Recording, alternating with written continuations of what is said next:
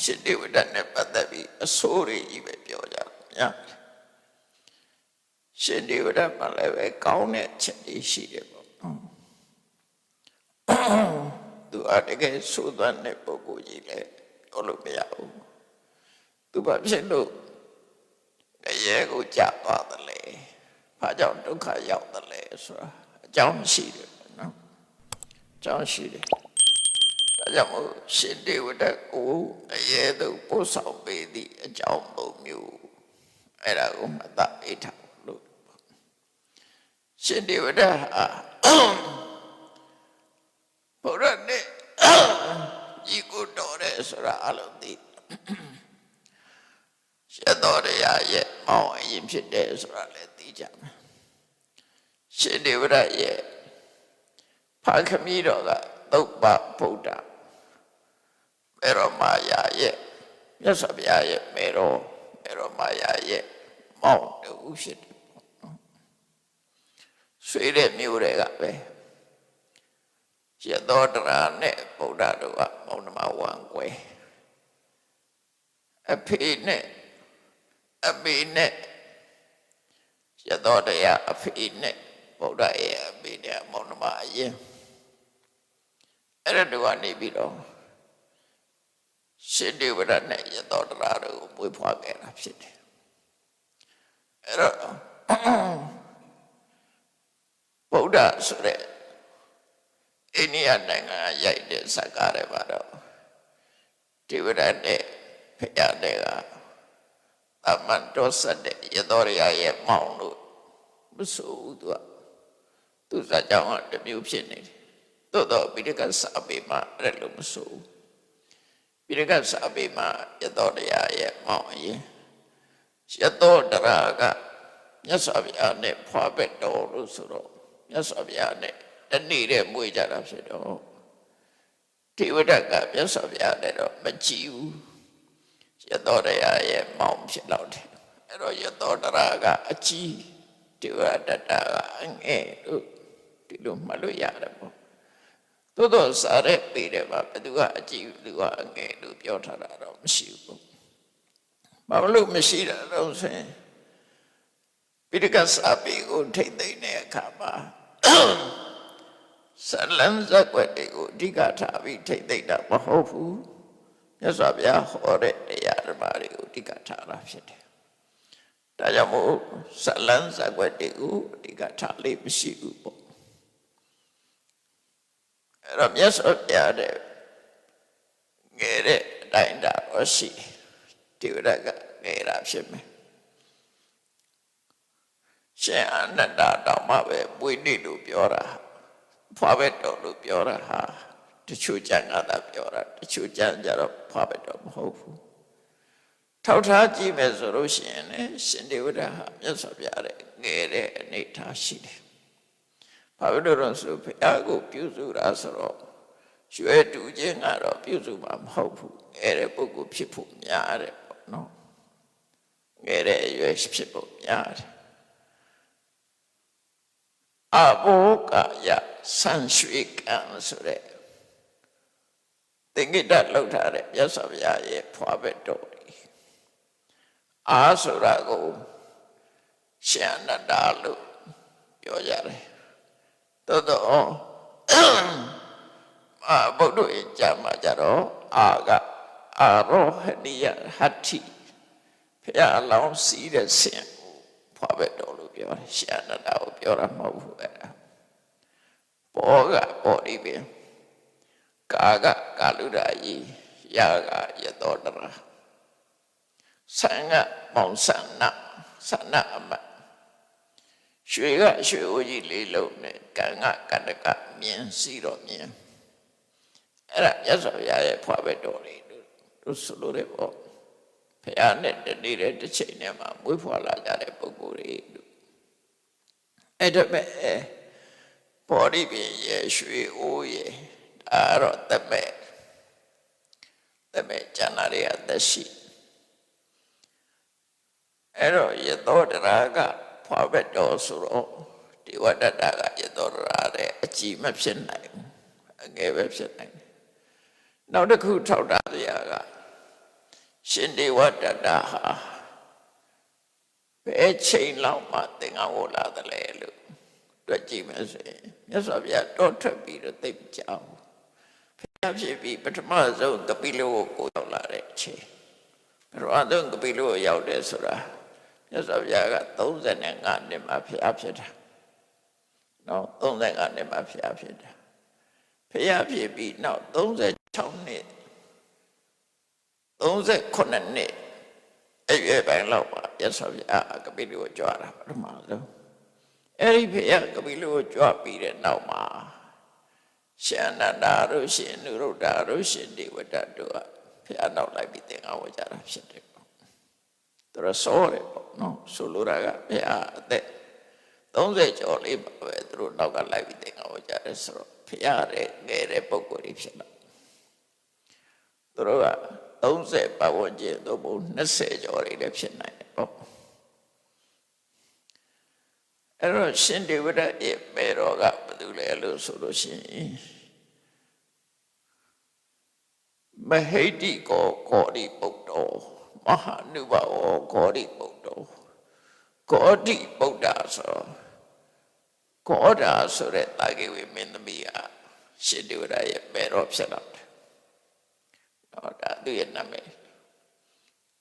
ရသောတရာကိုလည်းဂေါရီလို့ခေါ်တဲ့အခါကျတော့နော်အဲ့တော့ရှင်ဒေဝဒတ်ရဲ့မေတော်ကလည်းဂေါတိတောင်းချိုင်တဲ့ဂေါတိဂေါရိပုတ္တောရှင်သာရိပုတ္တရာကရှင်ဒေဝဒတ်တကူကြည့်ရတဲ့ပတ်သက်ပြီးမဟိတိကောဂေါရိပုတ္တောအမိနာမည်နဲ့ပြောတာဂေါရိပုတ္တရှင်သာရိပုတ္တရာကျတော့သာရိပုတ္တသာရိရဲ့သာရောနော်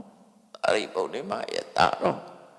ဒါကြတော့ဂေါရိဆိုတဲ့တာဂိဝိမင်းရဲ့မင်းသမီးရဲ့သာရောအဲ့ဒီတိပဲအမိနာမည်နဲ့ခေါ်ကြတာ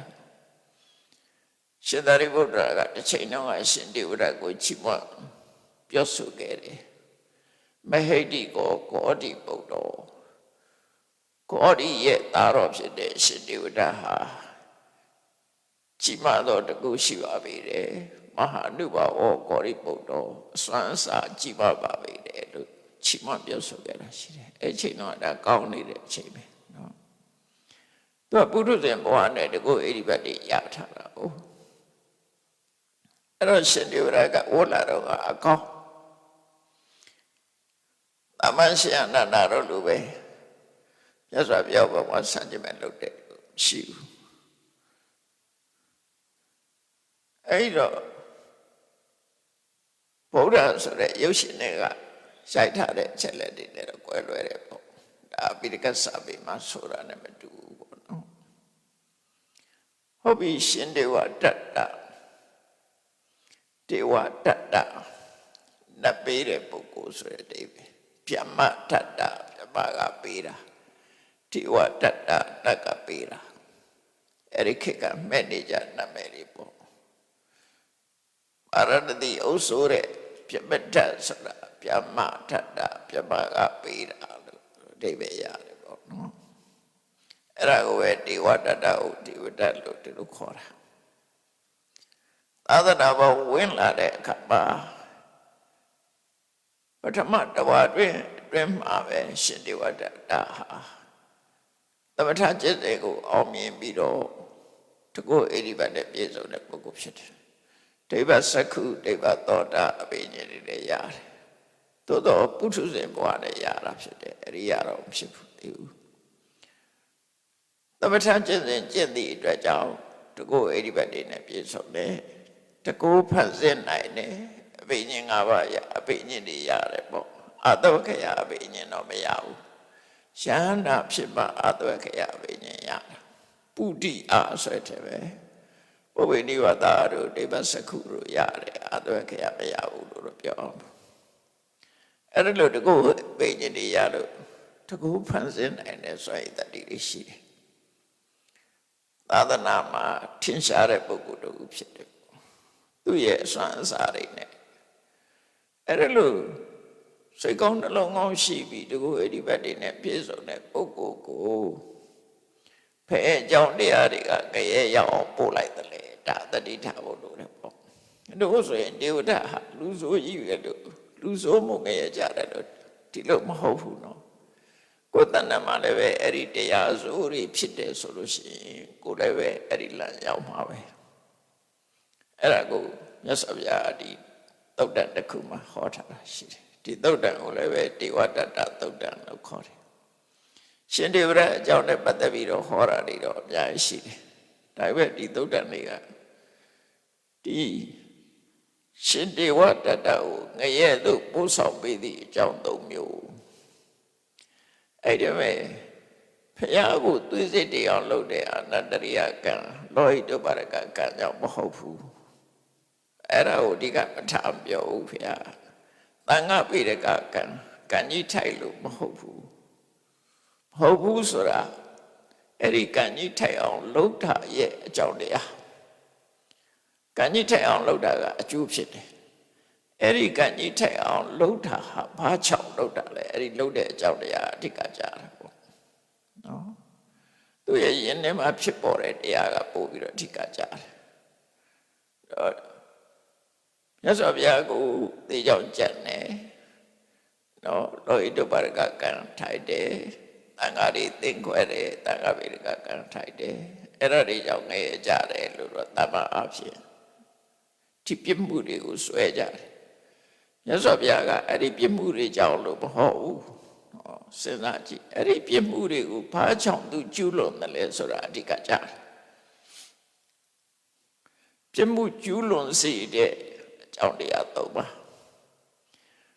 သူကျူးလွန်တာမဟုတ်ဘူးကြားတယ်ပါယဉ်ထဲမှာဖြစ်တဲ့အကြောင်းတရား၃ခုရှိတယ်အဲ့ဒါကအရင်ကြားတယ်လို့ဆိုလို့တယ်ပေါ့နော်လူတယောက်ဟာဆိုးတာဘာကြောင့်ဆိုးရတယ်လဲဆိုးခြင်းအကြောင်းအားရှိသေးတယ်လေဒီလူကဘာကြောင့်တခိုးဖြစ်တယ်လဲဒီလူကဘာကြောင့်ဓမြဖြစ်သွားတယ်လဲဆိုတာအဲ့ဒီအကြောင်းကပို့ရေးချီတယ်ဓမြဖြစ်လို့တခိုးဖြစ်လို့ဆိုတဲ့ဟာကလူသိတယ်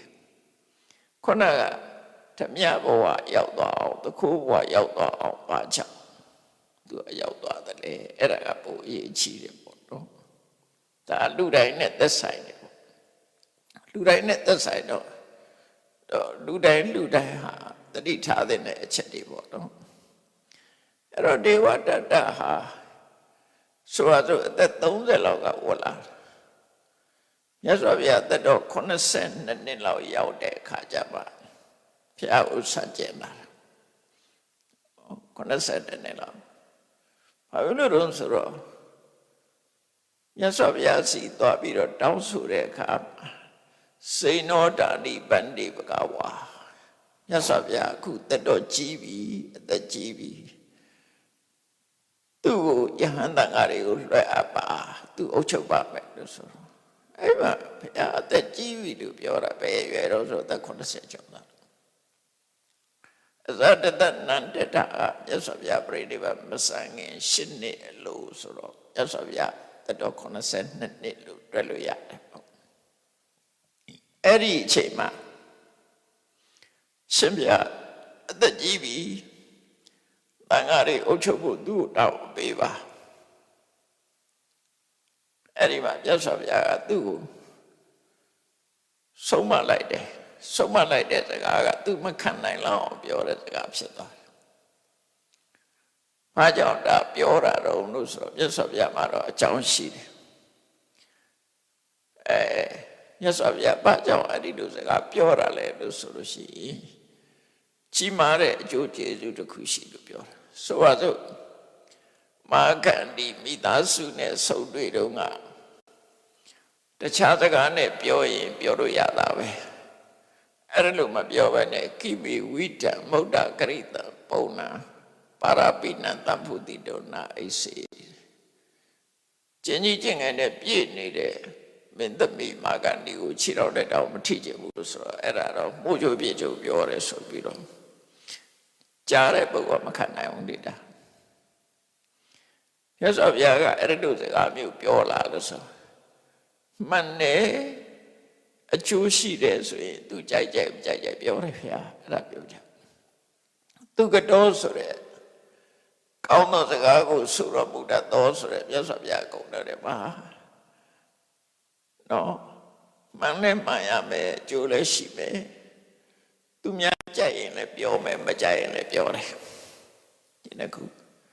မကြိုက်လို့ပြောသည့်အတွက်ကြောင့်လို့ဆိုနိုင်တယ်ပေါ့မြတ်စွာဘုရားရန်လောက်ခံရတယ်တော့ရန်လောက်ခံရတာကိုထက်မတွက်ဘူးဒီလိုပြောလိုက်မှအကျွတ်တရားရမယ့်ပုဂ္ဂိုလ်ပဲကြည့်တယ်ရန်လောက်မဲ့ပုဂ္ဂိုလ်သိပ်မကြည့်ဘူးမြတ်စွာဘုရားဖះပွင့်လာတာကိုကတတ္တဝါတွေအမှန်သိဖို့အတွက်ပေါ်လာတာအဲ့တော့အမှန်သိမဲ့အသိဉာဏ်ဖြစ်ပေါ်လာမှာကိုဥစားပေးလိုက်တယ်အဲ့ဒါလို့ပြောလိုက်တဲ့အခါကျတော့မှသူ့အမေနဲ့သူ့ဖေကကျွတ်သွားတာတရားတို့ရသွားတာမာဂန္ဒီအမေနဲ့ပဲမာဂန္ဒီပုံနာကြီးနဲ့ပုံနေပါတွေအကျွတ်တရားရတာသို့တော့အဲ့ဒီစကားတစ်လုံးကမာဂန္ဒီကိုဖះကိုရန်လို့အောင်ပြောလိုက်တဲ့စကားပြောဖြစ်သွားတယ်မာဂန္ဒီကတော့ရညှို့ဖွဲ့သွားတယ်သမီးမာဂန္ဒီကရညှို့ဖွဲ့တယ်အဖေမာဂန္ဒီအမေမာဂန္ဒီသူတို့အကျွတ်တရားရသွားတယ်အဲ့ဒီအကျွတ်တရားရမယ်ဟာကိုကြောက်ပြုပြီးပြဿနာပြောတယ်လို့တို့ပဲမှာနော်အဲ့လိုဆိုလို့ပေါ့အဲ့တော့ဒီမှာလည်းပဲထေဝဒတ်ကိုမြတ်စွာဘုရားပြောလိုက်တဲ့စကားဟာဆုံးမတဲ့စကားလည်းဖြစ်တယ်ဘယ်လိုဒီအောင်ပြောတော့ဆိုရင်သူများထွေးတဲ့တွေကိုမမျိုးချင်ပါနဲ့ဆိုတဲ့အဓိပ္ပာယ်ပြောတာနော်ကိုယ်ဆန်းစားနဲ့ကို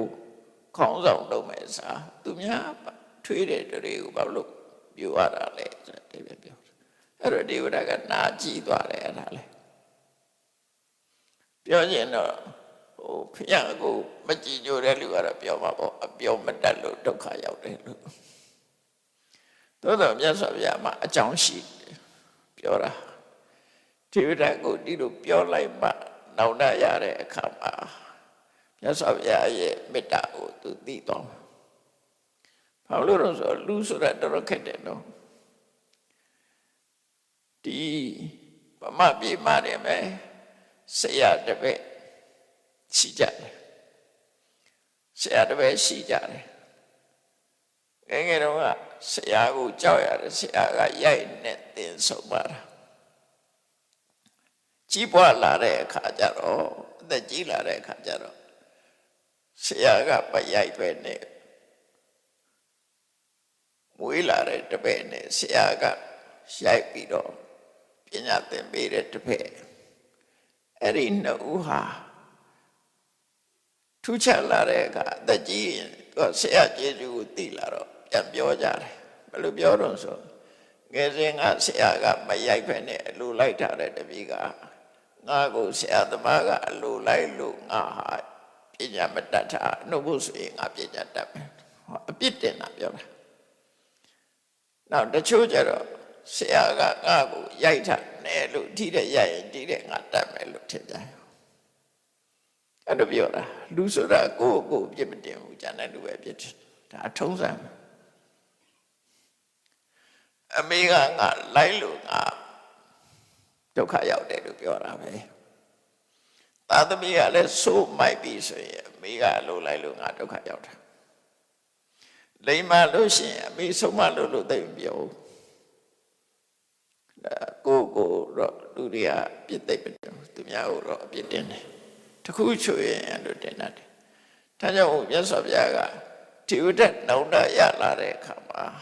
ငါ့ကိုမလောက်သားလောက်အောင်ဒီလိုဆုံးမခဲ့တာပဲဆိုတာကိုမရစေတဲ့ဘောရှိတော့ပေါ့နော်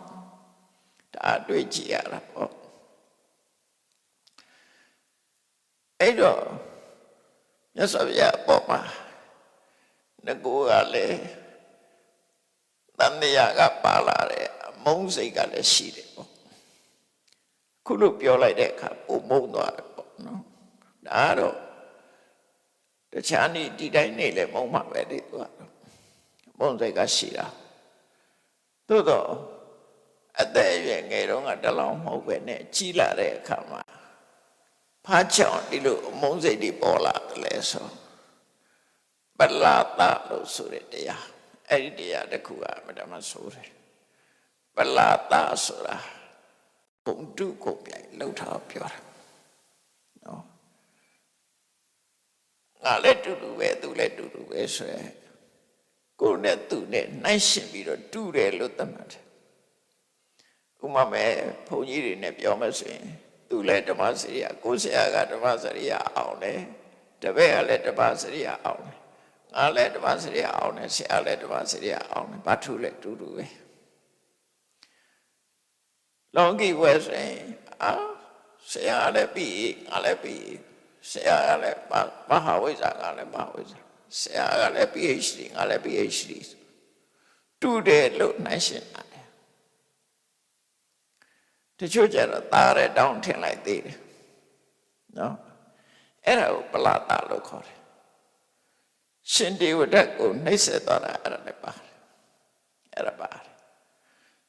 သူကတကူရီကြီးတဲ့အခါကျတော့သူတကူအစွမ်းစားတွေကိုသူကြည့်ပြီးဖခင်ကလည်းတာကိုရင်မျိုးပဲငါလည်းတာကိုရင်မျိုးပဲသူလည်းမင်းမျိုးပဲငါလည်းမင်းမျိုးပဲသူလည်းယဟန်ပဲငါလည်းယဟန်ပဲသူလည်းတကူရှင်ပဲငါလည်းတကူရှင်ပဲဟောနှိုင်းရှင်လာတာအဲ့တော့သူလုံနိုင်ရင်ငါလည်းလုံနိုင်ရမယ်ပေါ့အဲ့ဒီသူစိတ်ထဲမှာလောက်လာတာဒါပြဿနာတစ်ခုပဲနော်ပြဿနာတစ်ခုအဲ့တော့ရှင်ဒေဝရဟာပုံမှန်အနေထားတော့ငါသူတရားတော်ဘာတွေကျင့်ပြီးတော့တကူအေဒီဘတ်တွေနဲ့ပြည့်စုံပြီးနေရာကနေပြီးတော့ဘာဖြစ်လို့စိတ်ဓာတ်တွေပြောင်းလဲပြီးဖောက်ပြန်သွားသလဲအကြောင်း၃မျိုးရှိတယ်ဒီအကြောင်း၃မျိုးကိုမြတ်စွာဘုရားဘယ်တော့မှဟောလဲဆိုရှင်ဒေဝတ္တဟာမြတ်စွာဘုရားကိုဆန့်ကျင်မဲ့လှုပ်ပြီးတော့ပြောမယ်ဆိုရင်တော့သူဟာမြတ်စွာဘုရားတတ်တော်92 93 94 95အဲ့ဒီပါဝင်ကျတော့ဖြစ်တယ်နော်ဒါခံမှန်းလို့ရတယ်ဘာလို့လဲဆိုရင်95ကျမှသူသင်ခွဲသွားတာဘုရားရှိခိုးထွက်ခွာသွားတာ92နှစ်ကျော်မှထွက်သွားတာအဲ့တော့93 94 95ဘုရားတတ်တော်95နှစ်လောက်မှာတိပရကသူပြန်တော့မူတာအဲ့ဒီချက်လို့ပြောအဲ့တော့သူ့တက်တော့မသိဘူးဘုရားတက်ကအဲ့လောက်ရှိမြတ်စွာဘုရားပေါ်မှာနောင်တတွေရလာသူလုတ်ခဲ့တာတွေမိုက်တာတွေနောင်တရပြီးတော့ဘုရားကိုဝန်ချတောင်းပန်မလို့လာတာဘယ်ကြမှာဖြစ်တုံးဆိုရင်သူနေမကောင်းတိုင်းမှာဖြစ်လာတဲ့အခါစိတ်ဓာတ်ကြလာတယ်အဲ့ဒီစိတ်ဓာတ်ကြလာတဲ့အချိန်မှာဘုရားရဲ့ခြေစွတွေကိုသိလာတယ်ငါဘယ်တော့ငါဘယ်လိုပြောခဲ့တယ်ဘယ်တော့ငါဘယ်လိုပြောတယ်ငါရဲ့အကျိုးလိုလာတယ်ငါပဲရန်လောက်တာသူကငါရန်လောက်တာမဟုတ်ဘူးငါကပဲသူအပြစ်တွေမြောက်ပြောတယ်သူကငါအပြစ်မပြောရှာဘူးထွေးသိလာတယ်သိလာတဲ့အခါကြော့မယ်ဆိုပြီးတော့ဘုရားစီလာမှာအဲ့ဒီမှာပြည်ပြူသွားတာအဲ့တော့မြတ်စွာဘုရားတက်တော့82နှစ်နောက်ပိုင်း83 84 85ပတ်ဝန်းကျင်မှာဘုရားပြိဋိဘမဆန်ခင်သူရည်သေးသွားတယ်။ဘာဖြစ်လို့တော့ဆိုတော့ဗျမဇာလာတုတ်ဟောတဲ့အခါမှာတက်တော့85နှစ်မှာဘုရင်ဖြစ်တဲ့ဇာတတတိဘုရားဥစ္စာကြီးမဲ့လုပ်နေတာပဲသူလည်းအဲ့တော့ဒေဝဒတ်မြေမြူပြီးဆိုတော့မှသူကဘုရားစီရောက်လာတာသာမညဗလာတုတ်ခေါ်တာအဲ့ကြမှာသူဘုရားစီရောက်တာဘာကြောင့်သူဘုရားစီရောက်လာတော့ဆိုဒေဝဒတ်သူအာကိုတဲ့ဒေဝဒတ်မြေမြူပြီးဆိုပါသူလည်းကြောက်လာတာပေါ့လူစားအဲ့လိုပဲကြောက်စိတ်တွေဝင်လာတယ်အဲ့ဒီကြတော့မှငါလှုပ်တဲ့အမှားတွေငါလည်းပဲတော့ဒုက္ခပေးမလဲငါဆရာဒေဝဒတ်တော့ပြေပြိုသွားပြီဆိုအဲ့ဒီမှာသူတောင်းဝရရပြီဖျားစီရောက်လာဗျမဇာလာအမညဗလာတုတ်ခေါ်တဲ့အချိန်ကသူပထမဆုံးဖျားစီရောက်တဲ့အချိန်ပဲပေါ့နော်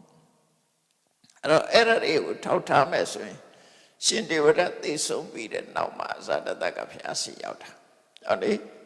နော်ဇာတတပယံဖျားစီရောက်တယ်လို့ဒီလိုမှတ်ရအောင်အဲ့တော့ရှင်ဒေဝဒတ် မြေမျိုးသွားတဲ့အခါမှာတရင်နေအမျိုးမျိုးထွက်တယ်ရှင်တေဝရဒုက္ခရောက်သွားတယ်မြေမျိုးတယ်အဲ့လိုမြေမျိုးတာသိပဲနေဖယားပေါ်မှာအမြင်မကြည့်တဲ့ပုဂ္ဂိုလ်တွေကစေရွန်ကြောင့်နဲ့အလားမှာစေရွန်ကြောင့်ရဲ့ရေကန်အနိနာလေးမှာခိတ္တကနာအပန်းဖြေဖယားစီသွားဖို့အပန်းဖြေတဲ့အချိန်လေးထန်းစဉ်ကနေပြီးတော့ခြေတော့ရေကြီးပေါ်ချလိုက်တဲ့အချိန်မှာပြေပြိုသွားတယ်အဲ့တော့ရှင်ဒေဝရဟာအရှင်လတ်လတ်နဲ့ဒုက္ခရောက်ပြီးတော့ဘဝဆုံးသက်သွားတယ်ပေါ့အဲ့လိုဖြစ်ရတာဟာဘာကြောင့်လဲလို့ဖယားကိုချီးညိုတဲ့လူတွေကတော့ရှင်ဒေဝရသူမကောင်းလို့သူအကုသိုလ်တွေကအကျိုးပေးတာလို့ဒီလိုပြောကြပါမယ်ဖယားကိုမချီးညိုဘဲနဲ့အပြစ်မြင်နေတဲ့ပုဂ္ဂိုလ်တွေကြဘယ်လိုပြောတော့ကောရမဖယားချိန်သေးလို့နော်ထေဝရကြီးအမြေမြုပ်ခံရတယ်ကောရမဖယားချိန်သေးလို့ဆိုအဲ့တရင်ကိုရွှင်တာလောကမှာချိန်သေးခံရလို့မြေမြုပ်သွားတယ်ပေါ့အဲ့ဒီချိန်သေးတယ်ဆိုတာလေအဘိဓပလို့ခေါ်တယ်ချိန်စာတိုက်တယ်လို့ချိန်သေးတယ်လို့ဒါတွေကရှိတယ်နော်ဘာဖြစ်ပါစေညဖြစ်ပါစေနဲ့အဲ့လိုချိန်စာတိုက်တာရှိတယ်အဲ့ဒါကိုအဘိဓပလို့ခေါ်တယ်မြတ်စွာဘုရားကယဟန်တွေကိုမချိန်သေးရဘူးချိန်စာမတိုက်ရဘူးဘိက္ခုနီတွေမချိန်သေးရဘူးချိန်စာမတိုက်ရဘူးလို့ဆုံးမထားတာရှိတယ်ရှေးခေတ်ကလည်းအဲ့လိုချိန်စာတိုက်ထားတယ်ရှိတယ်အဲ့တော့အဲ့လိုသတင်းဖြစ်လာတဲ့အခါမှာ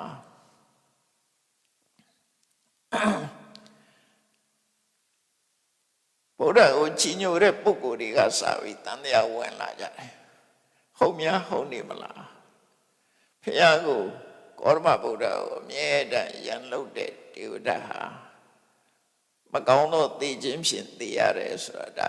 ကျိန်းစာမိတာများဖြစ်မလားလို့တန်တရားဖြစ်လာတယ်အဲ့ဒါကြောင့်မလို့မြတ်စွာဘုရားအဲ့ဒီစကားကယဟန်ဒီစီရောက်လာတော့ယဟန်ဒီရှောက်လို့မြတ်စွာဘုရားကမဟုတ်ဘူးဒေဝဒကိုငရဲသူပို့ဆောင်ပေးတာအကြောင်းတို့မျိုးရှိတယ်ကျိတ်သာတိုက်လို့မဟုတ်ဘူးသူများကျိတ်လို့ဖြစ်တာမဟုတ်ဘူးအဲ့ဒါကိုခေါ်တာနော်အဲ့တော့ဒါတတိထားစရာအမှန်တမ်းကောင်းတယ်ဘယ်သူမပြုတ်မိမိမှုဆိုတာကိုယ့်ရင်ထဲမှာဖြစ်တဲ့အဆိုးတရားတွေကကိုယ်ဆိုးတဲ့ဘဝကိုပို့ပေးလိုက်တာနော်ဆိုးတဲ့ရောက်အောင်လုပ်တာသူများလုပ်တာမဟုတ်သူများလုပ်တာနည်းနည်းပဲလုပ်လို့ရဒီဘဝသာလုပ်လို့ရတယ်နောက်ဘဝထိလိုက်လုပ်လို့မရဘူးလေဥမာမဲ့ဒေဝဒအသိစိုးနဲ့သိတာတော့ဖြစ်ကောင်းဖြစ်နိုင်တယ်ဒီဘဝလုပ်ရကြအောင်အသိစိုးနဲ့သိနိုင်တယ်ထားပါတော့ငရဲကြဖို့ဆိုတာလိုက်လုပ်လို့မရဘူးလေနော်လူတွေဟာဒီဘဝအသက်ခံရင်ခံရမယ်သို့တော့မကောင်းတဲ့ဘဝရောက်ဖို့ဆိုတာဒီလူကလုပ်လို့မရဘူးလေအဲ့တော့သူများလှုပ်လို့ဆိုတာကြတော့တဘွားပဲဖြစ်နိုင်တယ်အများကြီးပဲဖြစ်နိုင်အဲ့ဒါနဲ့ပတ်သက်ပြီးမြတ်စွာဘုရားဟောထားတာဒါအကြောင်း၃မျိုးကိုဟောထားတယ်တိဟိဘိက္ခွေအတ္တဓမ္မေဟိမြတ်စွာဘုရားကအတ္တဓမ္မပတုရောတရားလို့နော်စိတ်ကောင်းနှလုံးကောင်းမရှိတဲ့ပုဂ္ဂိုလ်ရဲ့တဏ္ဍာမှာဖြစ်လေဖြစ်တာရှိတဲ့အကြောင်းတရားကိုအတ္တဓမ္မတတ္တမဆိုတာသူတော်ကောင်းတရားအတ္တဓမ္မဆိုတာဘသူကောင်းဘသူတော်တို့ရဲ့တရားစိတ်ကောင်းနှလုံးကောင်းမရှိတဲ့ပုဂ္ဂိုလ်ရဲ့ယင်နဲ့မှဖြစ်တတ်တဲ့တရားကိုအတ္တဓမ္မလို့ခေါ်တယ်သူတော်ကောင်းတွေရဲ့ယင်နဲ့မှဖြစ်တဲ့တရားကိုတတ္တမလို့ခေါ်တယ်အတ္တဓမ္မ၃မျိုးရဲ့လွှမ်းမိုးမှုခံရလို့တဲ့ဒီဝဒဟာအဘယ်ကိုရောက်သွားတာဖြစ်တယ်ငရဲကိုရောက်သွားတာဖြစ်တယ်အဲ့၃မျိုးကြောင့်အဲ့ဒီ၃မျိုးကဘာတွေလဲဆိုရင်နံပါတ်၁ကပပိစ္ဆတာပပိစ္ဆတာဆိုတာယုံမာတဲ့စိတ်ဆန္ဒရှိမှု အဲ့ဒါအဓိကပဲနော်သူငယ်ရောက်တာရှုံးမာတဲ့အလို့ဆန္ဒရှိမှုအဲ့တော့ဆန္ဒရှိတိုင်းကောင်းတာမဟုတ်ဘူးသူဆန္ဒကယုံမာတဲ့ဆန္ဒဆိုတာဘယ်လိုဟာတော့ဆိုရင်ကိုမရှိတဲ့ခုံနဲ့ကြွားလုံးထုတ်ချင်တဲ့ဆန္ဒလို့ဆိုလို့တချို့ကြတော့လူအထင်ကြီးစေချင်တယ်လေကိုယ်ပညာတတ်ကြီးလို့ထင်စေချင်တယ်နေရာတကာလူရဝင်ချင်တယ်ဂုဏ်သတင်းကြော်ကြားချင်တယ်အဲ့ဒီဖြတ်လန်းကကြော်ကြားချင်တဲ့ဟာကိုပပိစ္ဆာလို့ပြောတာသူကဘယ်လိုကြီးကျယ်တော့ဆိုပါရမီမဖြည့်ပဲနဲ့ဖရာနေရာကိုတက်လူချင်တဲ့နေရာအဲ့ဒါသူ့ရဲ့ပပိစ္ဆာပဲကိုမဖရာလို့အရေးချင်းမရှိပဲနဲ့အရေးချင်းရှိတယ်လို့ထင်နေတာထင်ပြီးတော့ငါလည်းလုံနိုင်တယ်လို့ထင်တာပပိစ္ဆာပဲအဲ့ဒါပေါ့လူတွေမှမဖြစ်တတ်ဘူးလားဆိုဖြစ်တတ်တယ်သူတောင်တိုင်းပြည်ခေါင်းဆောင်လုပ်နိုင်သေးတာငါလည်းခေါင်းဆောင်လုပ်နိုင်မယ်ဆိုနော်သူလည်းဒီအသင်းမှာဥက္ကဋ္ဌငါလည်းအသင်းမှာဥက္ကဋ္ဌဖြစ်နိုင်တယ်သူလုံးလို့ကြည်ပွားရင်ငါလည်းလုံးရင်ကြည်ပွားတယ်ဆိုပြီးတော့ကိုယ်ရည်ချင်းကိုတကယ်အစစ်မှန်ကိုမသိပဲနဲ့ရည်ချင်းမရှိပဲနဲ့ရည်ချင်းရှိတယ်လို့စိတ်ထဲမှာထင်ပြီးတော့ကြီးမားတဲ့ရာထူးကြီးတစ်ခုကိုရချင်တယ်ကြီးမားတဲ့အဆင့်တစ်ခုကိုရချင်တယ်အဲ့ဒါကိုပပိစ္ဆာလို့ခေါ်တာပဲကျောင်းထိုင်ဘုန်းကြီးပုဂ္ဂိုလ်တို့ဆိုတာဆိုကျောင်းတိုင်ဘုန်းကြီးရဲ့အရေးချင်းရှိရနဲ့သူလည်းကျောင်းတိုင်ဘုန်းကြီးလုံနိုင်တယ်ဆိုတာပြောပေါ့အလုပ်တစ်ခုမစွမ်းဆောင်နိုင်ပဲနဲ့ကိုယ့်ကိုစွမ်းဆောင်နိုင်တယ်လို့ထင်တာကိုမတတ်ပဲနဲ့တတ်တယ်လို့ထင်တာအဲ့ဒါပပိစ္ဆာလို့ခေါ်တယ်စာပေထဲမှာအတ္တန္တတံဘာဝနာတဲ့မရှိတဲ့ခုံနဲ့ချီးမွမ်းခံနေတာလူဆိုတာတော့ခက်တယ်နော်မရှိတဲ့ခုံနဲ့ချီးမွမ်းခံနေတာကိုယ်အဆင့်ကိုမသိပဲနဲ့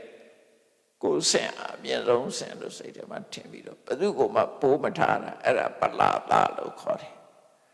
ပလာသကိုအင်တူပြုခြင်းလို့ပြောတာအင်တူပြုခြင်းဆိုတာဘယ်သူမှပိုးမထားဘူးသူ့ရည်ချင်းနဲ့ငါရည်ချင်းတူတူပဲဘာထူလို့လဲသူလည်းထမင်းစားကြည်တာငါလည်းထမင်းစားကြည်တာဟောသူကောင်ကလည်းပခုံးတစ်ဖက်ကြားတယ်မှာကောင်းပေါက်တာငါလည်းအဲ့ဒါပဲဆိုတာပြုလူကမတူရင်တော့မှတူကြတယ်သဘောလေးရှိတယ်ပေါ့အဲ့ဒါကိုပပိစ္ဆာလို့ပြောတယ်ဒီဝတ္တရဲ့ပပိစ္ဆာကဘာလို့ဆိုဖះကိုသွားတူတာပါရမီ7ပါးကျင့်ပြီးတော့တရားအထုတ်ပြီးဖះဖြစ်တာဖះဟောတဲ့တရားကိုလိုက်နာကျင့်သုံးလို့အောင်မြင်တာအဲ့ဒါကိုမတွက်ဖ ೇನೆ ကောရမဟာလေတကူရှိတာပဲတာကွေမင်းသားပဲငါလည်းတာကွေမင်းသားပဲနော်သူနဲ့ကလည်းညီကိုသူလည်းတမနာငါလည်းတမနာသူလည်းတကူရှိတယ်ငါလည်းတကူရှိတယ်အဲ့ဒါတွေကိုသွားတူလိုက်တာသွားတူပြီးတော့ဖရာရည်ချင်းနဲ့သူ့ရည်ချင်းကိုတူတယ်လို့ထင်ပြီးတော့ရှင်ဘုရားအသက်ကြီးပြီတန်ခါကိစ္စကိုသူပဲကောင်းဆောင်ပါမယ်ရှင်ဘုရားအေးစစ်စစ်အနာယူပါရည်ချင်းတခုအဲ့လိုတော့တူတာပပိစ္ဆာလို့ခေါ်တယ်နော်ပပိစ္ဆာလို့ခေါ်တယ်အဲ့တော့ဆိုလိုတာကလူဆိုတာကိုယ့်ရည်ချင်းကိုသိရမယ်ကိုရှိတာကိုသိရမယ်သိပြီးတော့ကိုယ့်ရဲ့တာရင်တာရလို့သိမှပြုရမယ်သူငါရတာတယ်သူရည်ချင်းပိုကောင်းတယ်ဒီလိုသိရမှာမသိဘူးဆိုလို့ရှိရင်အဲ့ဒီပုဂ္ဂိုလ်ဟာမသိပဲနဲ့ပို့လို့ရှိရင်ပပိစ္ဆာပဲအဲ့ဒါကတာမန်မဟုတ်ဘူးသူကြတော့ဖရာထီအောင်တက်ပြီးတော့ပပိစ္ဆာဖြစ်သွားတာသူရဲ့ပပိစ္ဆာကဗဒမကြီးမားတယ်ပေါ့လောကီကိစ္စမှာလည်းမဟုတ်ဘူးဖရာတဆူရဲ့အခွင့်အဆင့်ထီအောင်သူကတူတယ်လို့သွားထင်တာအဲ့ဒါပပိစ္ဆာနော်အောက်တန်းကြတဲ့စိတ်ဓာတ်လို့ပြောတာဒါတစ်ခုနောက်တစ်ခုကတော့ပပမိတ်တာသူနာဝန်းရံနေတဲ့ပုဂ္ဂိုလ်တွေကမကောင်းတဲ့လူတွေကြီးပဲကောင်းအဲ့တော့ကိုနာရှိတဲ့ပုဂ္ဂိုလ်တွေကအကောင်းလားမကောင်းလားကြည့် ကြည့်တယ်သူနဲ့ပေါင်းပြီးတော့သူ့ကိုမြောက်ပေးနေတဲ့ပုဂ္ဂိုလ်တွေကမကောင်းတဲ့ပုဂ္ဂိုလ်တွေကြီးပပမိတ်တစိတ်ကောင်းမရှိတဲ့ပုဂ္ဂိုလ်တွေစိတ်ကောင်းမရှိတဲ့ပုဂ္ဂိုလ်ဆိုတာမြောက်ပေးတယ်မြောက်ပေးလို့အခွင့်အရေးရရင်ဝိုင်းစားမယ်အခွင့်အရေးမရရင်လစ်မယ်ထားပစ်ခဲ့မယ်သူတယောက်တည်းနော်မကောင်းတဲ့မိတ်ဆွေဆိုတာအဲ့ဒါမျိုးပြောတာဘေးရန်ကြုံလို့ရှိရင်သူပြစ်ထားကြမှာဘေးရန်မကြုံသေးဘူးဆိုရင်တော့သူ့ကိုပေါင်းတယ်လုပ်နေတာပဲမြောက်ပေးမယ်မြောက်ပေးပြီးရတဲ့အခွင့်အရေးဝင်ယူမယ်အဲ့ဒါကိုပပမိတ်တာလို့ခေါ်တာပဲအဲ့ဒါအလွန်ကြောက်စရာကောင်းတယ်ဝိုင်းပြီးတော့ဝင်ရညာတယ်လေဟိုပုံဝတ္ထုတွေလို့ပဲလူနှစ်ယောက်ခီးသွားတယ်တယောက်တည်းမှာရိုင်းဖဲတနပ်ပါတယ်တယောက်ကပါမပါဘူးနှစ်ယောက်သွားရင်သူကကြွားတာလက်ဖြောင်းတတ်တာပေါ့ခုချိန်မှာကြားတွေ့ပါတွေ့ငါဒီတနတ်နဲ့ခုကပြစ်မယ်လို့ပြောအဲ့လိုပြောလို့ကြွားပြီးတော့ပြောလို့မှမဆုံးသေးဘူးလမ်းကွေလေးမှာဝဝကြီးတကောင်နဲ့တန်တိုးအဲ့ဒီကြတော့တနတ်ချပြီးတော့တပိမောတက်ပြေးသွားတယ်သူအဲ့တနတ်နဲ့ကောင်ကအရင်မြင်လိုက်တာတက်ပြေးသွားဟိုတနတ်မပါတဲ့ကောင်လက်တောင်မတို့တော့အဲ့ကြတော့ကြည့်လိုက်တော့ဝဝနာရောက်နေပြီဆိုတော့အဲ့လူကပက်လက်လက်အိတ်လိုက်ပြီးတော့လူသေးအောင်ဆောင်နှာခေါင်းကိုလေးအသက်မရှိဘဲနဲ့အောင့်ထားပဲလူသေးအောင်ဆောင်နေလေရတယ်ဝဝကြီးကဟိုပုတ်ချီဒီပုတ်ချီနော်နှာခေါင်းနံခေါင်းနံနဲ့ဝဝကြီးကပြီးတော့သူ့လန်သူသွားရောသွားတဲ့အခါခုနသပိမောတက်ပြေးသွားတဲ့တနတ်နဲ့ကောင်ကဝဝကြီးသွားတော့ပြန်ဆင်လာပြီးတော့ခုနသူ့တငယ်ချင်းသူပြစ်ထားရတဲ့တငယ်ချင်းကိုမေးတယ်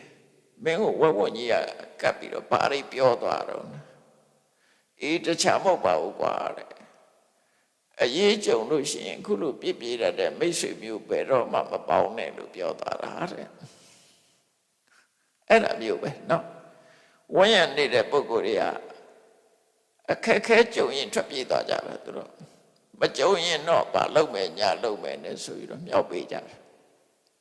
အဲ့ဒါကိုပပမိတ်တာလို့ခေါ်တယ်အဲ့ဒီကိုယ်ဝင်ရနေတဲ့ပုဂ္ဂိုလ်တွေကမကောင်းတဲ့ပုဂ္ဂိုလ်တွေအခွင့်အရေးသမားတွေအဲ့ဒါရှင်သူခံရပြီတော့လို့ဆိုလို့လေနော်အဲ့တော့ဒီဝဒကြီးနားမှာဝင်ရနေတဲ့ပုဂ္ဂိုလ်တွေကကောကာလိကာတို့သမုဒ္ဒတတာတို့ကတမောရကတိတ်တာတို့ဆိုအဲ့ဒီယဟန်တွေယဟန်စိုးတွေကြီးပဲအကုန်လုံးဝိုင်းပြောင်းပေးနေကြတာဒီဝဒကိုဝိုင်းဝန်းပြီးတော့မြောက်ပေးနေလို့ကိုရောလည်းပဲတာကဝိမင်းသားပဲကောရမလည်းတာကဝိမင်းသားပဲကိုရောလည်းတကူရှိတာသူလည်းတကူရှိတာလို့မြောက်ပေးဝိုင်းချပေးနော်သူတို့နောက်ကလိုက်မယ်ဆိုပြီးတော့ဝိုင်းမြောက်ပေးတာအဲ့ဒီပပမိတ်တာမကောင်းတဲ့မိတ်ဆွေတွေရှိခြင်းဟာသူ့အရေးကိုကြားစေတဲ့အကြောင်းတစ်ခုပဲဖြစ်တယ်ခုနကသူကိုယ်တိုင်က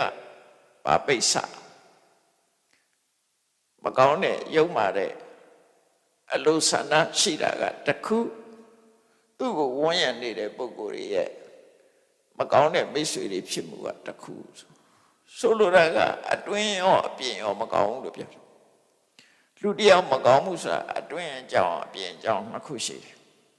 internet condition နဲ့ external condition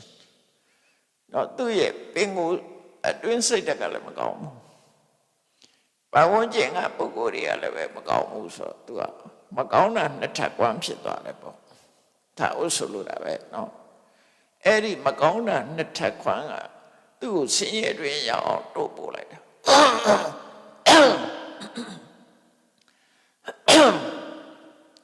ဒီဝတ္တတာဒီလိုဒုက္ခရောက်မှာမဟုတ်ဘူးဘယ်သူပဲဖြစ်ဖြစ်အခုပြောတဲ့ပပိဿရှိမလားပပမိတ်တရှိမလားဆိုမကောင်းတဲ့ဘဝရောက်မှာသိကြတယ်အဲ့တော့အဓိကကတော့ပပိဿပဲကိုယ့်ရင်နဲ့မကောင်းတဲ့စိတ်ဓာတ်မရှိဘူးလို့ပ လာသဆိုတဲ့တရားကိုယ့်ရဲ့တာရင်တာရလို့သိမှပြောရမယ်ကိုယ်အစဉ်ကိုသိရမယ်အဲ့ဒီမျိုးရှိရမယ်ပြီးတော့ကောင်းတဲ့မိတ်ဆွေတွေ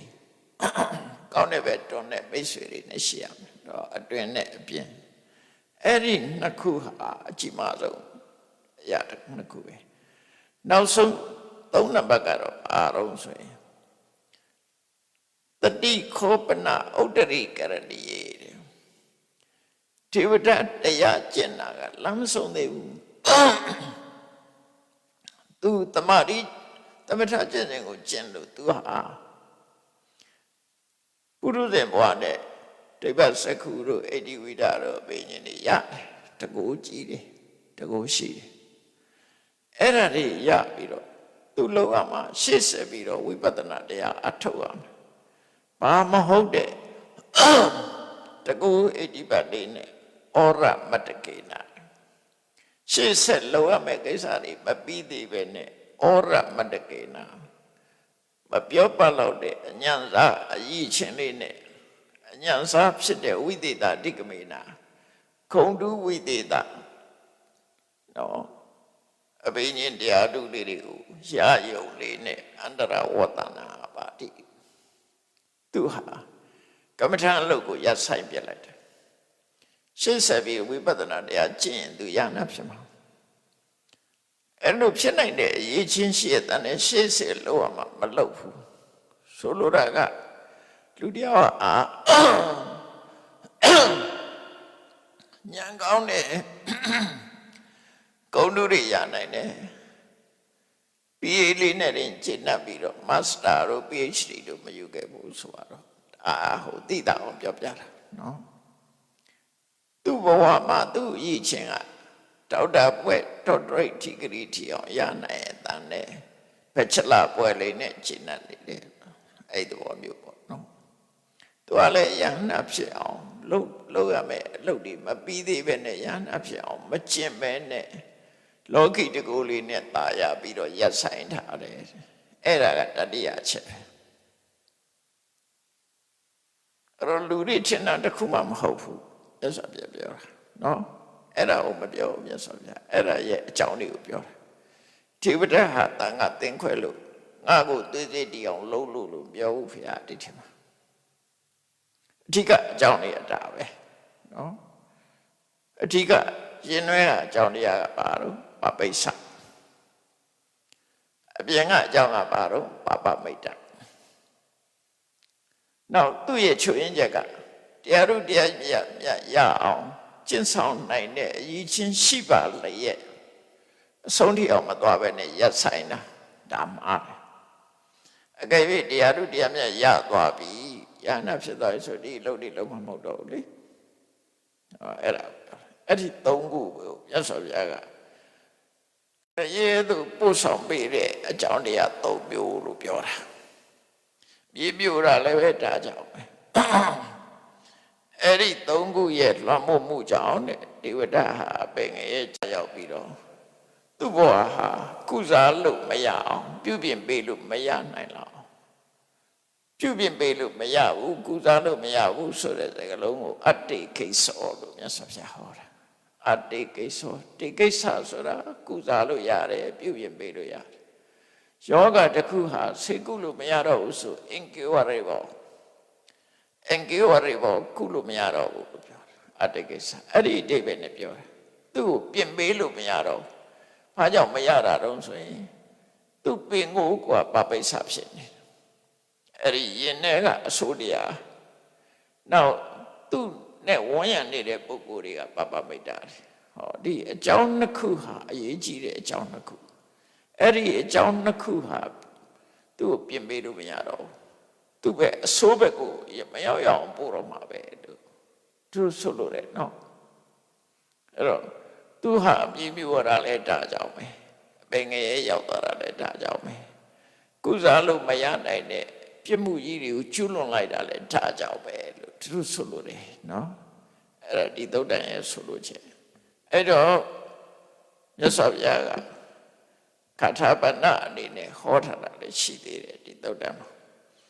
မာဇာတုကောစီလောကတမေပ ပပိသောဥဒပစ္စထာလောကကြီးမှာတဲ့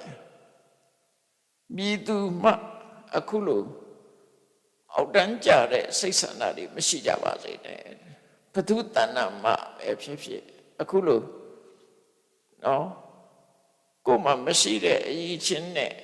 အရေးချင်းရှိတယ်ထင်ပြီးတော့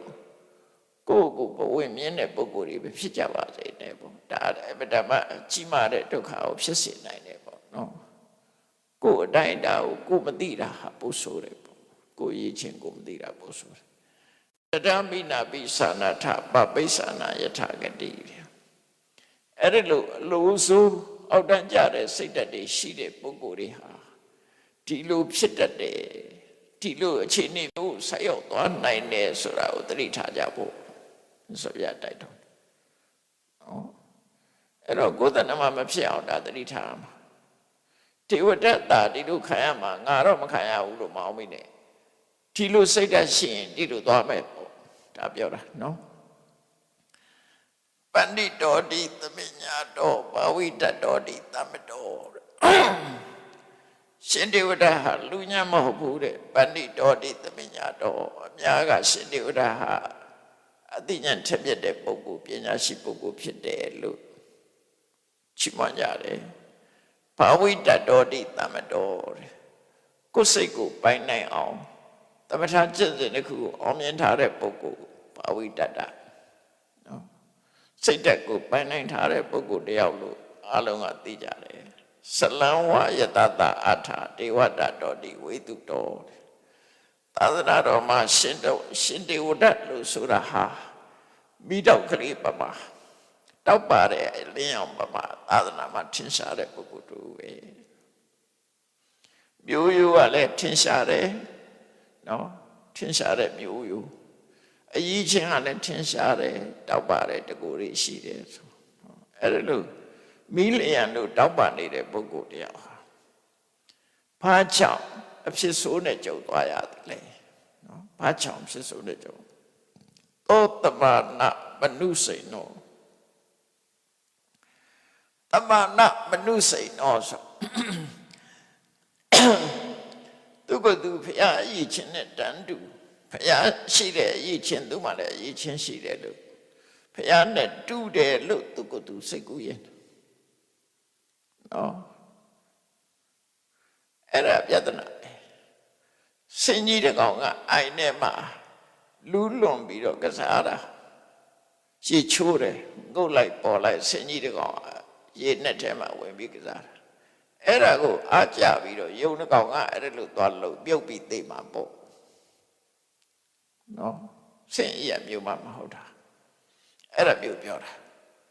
အဲ့ဒါလို့ကိုတိုင်းတာကိုကိုမသိပဲနဲ့အဲ့ဒါလို့သွားလို့တာသောတမနာမနုစိန်နောဖះနဲ့တူတယ်လို့သူစိတ်ထဲမှာစိတ်ကူးတယ်အသစ္စာနာတထာဂတံစိတ်ကူးပြီးတဲ့အခါကျတော့ဖះနဲ့တူတယ်လို့တင်စိတ်ကူးတာမဟုတ်ပဲနဲ့ဖះကသူ့တဲ့တောင်ညံ့သေးတယ်ဆိုတဲ့ပုံစံမျိုးနဲ့အသစ္စာနာတထာဂတံမြတ်စွာဘုရားကိုတော့အသက်ကြီးပါပြီအေးနေပါကိုတော့အုပ်ချုပ်တာသူအုပ်ချုပ်ပြပါမယ်ဆိုပုံစံမျိုးမြတ်စွာဘုရားကိုစောကမောကပြောလို့အဝိစိနိရယံပတ္တောစတုဒ္ဒရာပယနကံအလွန်ကြောက်စရာကောင်းတဲ့တကားကြီး၄ခေါက်ရှိတဲ့အဝိစိငရဲကြီးလွတ်ဖို့ရမလွယ်ဘူးနော်ငရဲတွင်ကငရဲလည်းလုံးချုံနေတန်တကားကြီးတွေတတ်ထားတာနာယံကလည်းတန်တယ်တန်နာယံကြီးအောက်ကအခင်းကလည်းတန်ထွက်ပြေးမယ်လို့မကြံနဲ့လွတ်လမ်းမရှိဘူးဝိသိငရဲကြီးကလေးပဲလေးတန်ကာထားတာတဲ့ဘယ်ဘိသုကသွားဆောက်တယ်တော့မသိဘူးအဲ့ဒီနော်ဝိသိငရဲကြီးကတန်မိုးတန်ကာတန်နိုင်ရန်ကြီးတွေနဲ့ပြီးဟုံတောင်းနေတဲ့ထဲမှာရောက်တာအဲ့ဒါကိုလွန်ကြောက်စရာကောင်းတဲ့ဝိသိငရဲကြီးကိုရောက်သွားတယ်တဲ့အတုထတယောထုတ်ပြီးပပကမ္မအကုပ္ပတောမဟုတ်တာမလုပ်တဲ့မပြစ်မှားလိုက်တဲ့ဖရာကိုသွားပြီးတော့သူပြစ်မှားတယ်တကယ်စင်ကြယ်တဲ့ပုဂ္ဂိုလ်သွားပြစ်မှားတာနော်မဟုတ်တာမလုပ်တဲ့မပြစ်မှားလိုက်တဲ့ပုဂ္ဂိုလ်သူသွားပြစ်မှားပြီးတော့ ပြမပြီးပြောဆိုမဲ့ဆိုလို့ရှိရင်တဲ့အဲ့ဒီစိတ်ကောင်းနှလုံးကောင်းမရှိကာရဝတရားလေးစားမှုကင်းတဲ့အဲ့ဒီပြမသူကိုမကောင်းမှုအကုသိုလ်တွေကသူ့ကိုလာထိရောက်သွားတယ်လို့ဆိုလို့တယ်ကိုလှုပ်တာကိုပြန်ထိတယ်လို့ပြောတာပေါ့နော်ပြမတဲ့စိတ်ကပြမသူကိုကိုယ်စီပဲပြန်ထိတယ်မပြစ်မှားတဲ့ပုဂ္ဂိုလ်သွားပြစ်မှားရင်အဲ့ဒီပြစ်မှားမှုကိုကိုယ်စီမှထိတယ်မြတ်စွာဘုရားဓမ္မပဒဥပါနဲ့ဟောထားတော့ဆိုလို့ရှိရင်လေးညမှနေတဲ့ပုဂ္ဂိုလ်ကိုသဲနဲ့ကောက်ပက်လို့ရှိရင်ကိုယ်ပဲပြန်ပေါ့သဲတွေလူလိုက်မယ်ဘာလို့ဆိုရင်လေးကိုယ်ကလေးအောက်ကနေပက်တာအဲ့တော့မပြစ်မှားလိုက်တဲ့ပုဂ္ဂိုလ်ပြစ်မှားတာဟာအဲ့မျိုးပဲနော်ကိုယ်စီပဲပြန်ရောက်လာကိုလှုပ်တဲ့ကိုယ်စီပဲပြန်ရောက်တယ်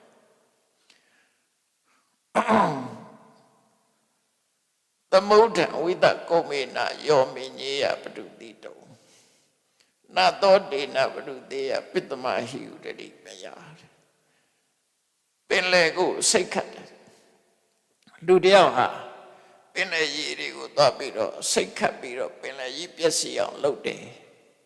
လုပ်ဖို့ကြိုးစားတယ်ဆိုအဲ့ဒီပုဂ္ဂိုလ်ဟာတဲ့သူကသူဖြစ်စီရရောက်မယ်ဘာလို့လဲဆိုပင်လေရေးဆိုတာအမှန်တမ်းကြောက်စရာကောင်းတော့နဲ့လည်းနဲ့တယ်ကျဲတယ်အစိတ်အိုးလေးတစ်လုံးနဲ့တော့ဘာမှဖြစ်မှာမဟုတ်ဘူးပင်လေကိုတော့စိတ်ခတ်လို့မရဘူးလို့ဆိုလို့တယ်ပေါ့နော်ရေးတွေအများကြီးတမန်ကန္တကံတို့ပါတော့စိတ်ခတ်လို့ရမှာပေါ့ပင်လေကြီးကိုစိတ်ခတ်ဖို့ကြိုးစားတယ်လို့ပဲအမှန်တမ်းကြီးမားတဲ့ကျက်ပြတ်တဲ့ခုရှိတယ်မြတ်စွာဘုရားကိုသွားပြီးတော့ဒုက္ခပေးတယ်ဧဝမေဝတထဂတံယောဝါဒိနာဝိဟိတတိအဲ့ဒါတော့ပဲ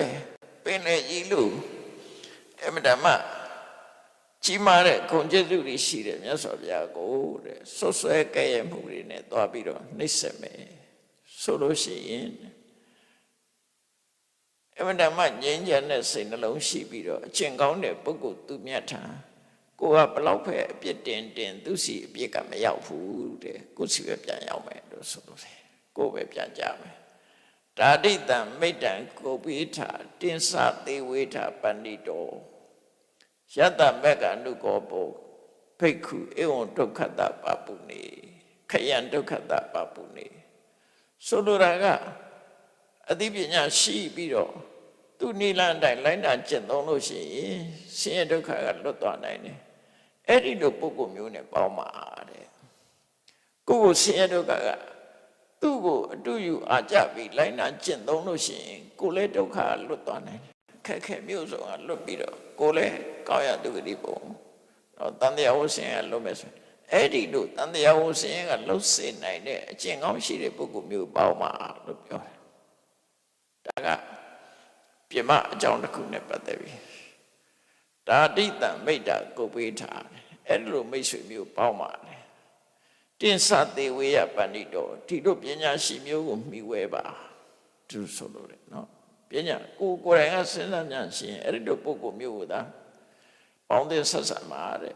ယတမက္ကနုကောဘိက္ခုခယံဒုက္ခတပပုနေသူလမ်းကြောင်းတိုင်သူလိုနေရင်ကိုယ်လည်းပဲဆင်းရဲဒုက္ခလွတ်သွားမှာအဲ့လိုဆင်းရဲဒုက္ခလွတ်အောင်စံပြကျင့်သုံးနေထိုင်ပြတဲ့မိတ်ဆွေကောင်းကိုသာပေါင်းပါဒုက္ခပေးမဲ့မိတ်ဆွေကောင်းတွေကိုမပေါင်းပါနဲ့ထိတုတ်တံမှာဒီကုံချုပ်ပြီးတော့မြတ်စွာဘုရားဒီလိုဟောထားတာဖြစ်တယ်အဲ့တော့ရှင်တေဝဒတ်ကိုငရဲသို့ပို့ဆောင်ပေးသည့်အကြောင်း၃မျိုးဆိုတာဟာပပမိတ်တာရှုံးပါတဲ့အလိုဆန္ဒရှိမှုပပိစ္ဆတာယုံမှတော့အလိုဆန္ဒရှိမှုပမိတ်တာမိတ်ဆွေရုပ်တွေနဲ့ပေါင်းသင်းမှုနဲ့အန္တရာဝေါတနာအပါတိလှုပ်တဲ့လှုပ်ထိုက်တာလုပ်ငန်းတွေကိုပြည့်စည်အောင်မလုပ်ဖဲနဲ့လမ်းမှာပဲရနာထားခြင်းအဲ့ဒီအချက်၃ချက်ကိုရသော်ဗျာကရှင်တေဝရပျက်စီးရခြင်းအကြောင်း၃ချက်အဖြစ်ဒီသုတ္တမှာဟောထားတာဖြစ်ပါတယ်ဒါကြောင့်တရားချက်ခင်သူတော်စင်ပြိဿပေါင်းတို့မြတ်ဗုဒ္ဓရဲ့ဆုံးမတိုင်းကိုယ်တဏ္ဍမှာမဖြစ်စေရမယ့်တရားကတော့ရှင်ထဲမှာပပိစ္ဆဆိုတဲ့ မရှိတဲ့ကုံနဲ့ချီးမွမ်းခံလို့မှုဆိုတဲ့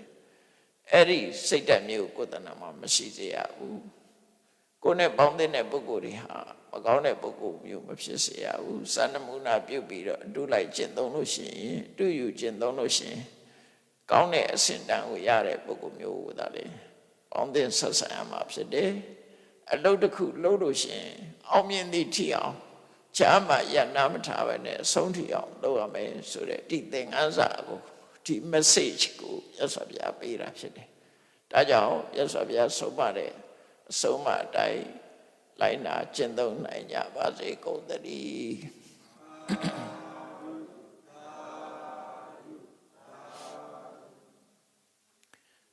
ရှိတဲ့ချာရ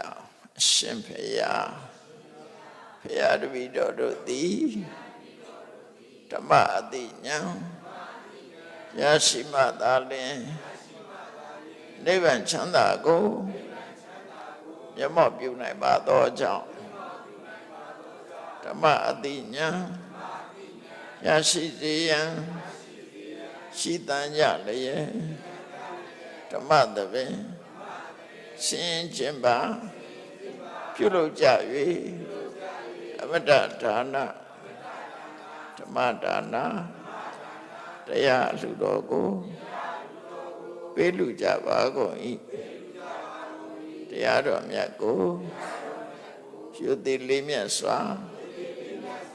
မမတ်သားသာအာယုန်ထားလျက်နာကြားကြပါကုန်၏တရားတော်မြတ်ကိုတတ္တဗဝတ္ထုစုစုတို့ဖြင့်ပူဇော်ကြပါကုန်၏ယနေ့ယခုအထုပြုလို့ကြရသော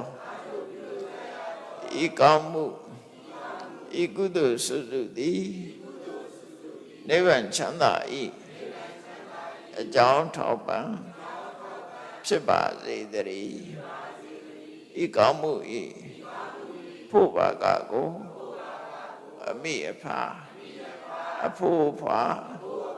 ဆွေမျိုးညာတိတို့အားကုသိုလ်အမြတ်ဝေငှပါကုန်၏သာသနာတော်ဆောင်နှင့်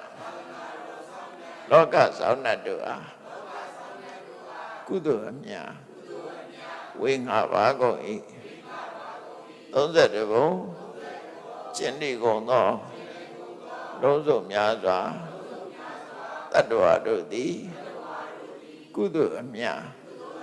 ကိုယ်စီရကြကုန်သည်ဖြစ်၍ကိုယ်စိတ်နှဖျားချမ်းသာကြသည်ဖြစ်ကြပါစေကုန်သတည်းအားလုံး